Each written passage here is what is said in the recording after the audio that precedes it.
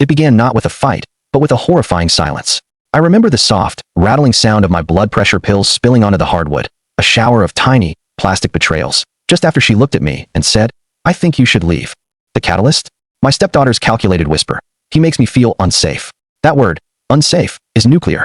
It didn't matter that I was innocent. It only mattered that my wife instantly believed the lie, effectively serving me a quiet, devastating eviction from the life I had spent 17 years building and funding. I didn't scream. I didn't beg. I walked out and checked into a roadside motel, trading my grief for cold, surgical preparation. They thought I would sulk, a pitiful man exiled to the shadows. Instead, I activated phase 1. I consulted my accountant, my lawyer, and my investigator, setting out to meticulously document every single penny, every sacrifice, every tuition payment I had ever made. I was compiling the digital trail of my generosity and their malice. While they were busy drinking mimosas and gossiping about my supposed edginess, I was quietly signing paperwork, revoking her access to shared assets and separating our finances, one cold, calculated signature at a time. The meeting at the Mirror Cafe was the execution. My wife walked in composed, ready to condescend and negotiate my return to a subordinate role.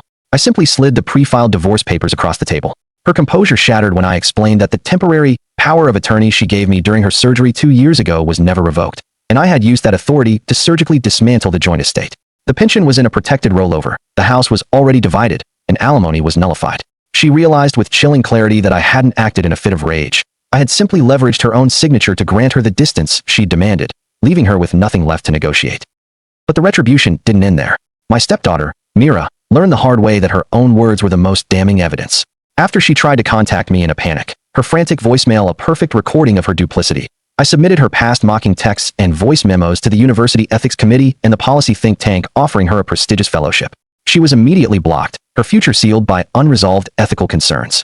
Her dreams dried up like a puddle under a locked door, a quiet, irreversible destruction achieved entirely with her own voice. When my wife finally returned home, it was to an echo. The furniture I cared about was gone, leaving only empty frames and my final note, space requested. Granted, her own final envelope contained not an appeal, but a court-certified divorce decree revealing the true extent of my final act. A clause redirecting all remaining marital assets, every last joint savings account, every non-titled property, into an irrevocable trust for the benefit of my niece, Julia. I hadn't left my wife destitute. I had left her irrelevant. I took a pen, drew a line through my name, left the key in the post office box, and walked away. The man they cast out hadn't just left. He had taken the very ground out from under their feet. If a husband is brutally cast out of his family based on a malicious, self-serving lie, is he justified in using his financial knowledge to legally erase his accuser's entire future? Or is his cold, calculated destruction of their livelihood a deeper act of malice than the original betrayal? Thanks for watching, and don't forget to subscribe to the channel and leave a like. Share your thoughts about this story in the comments.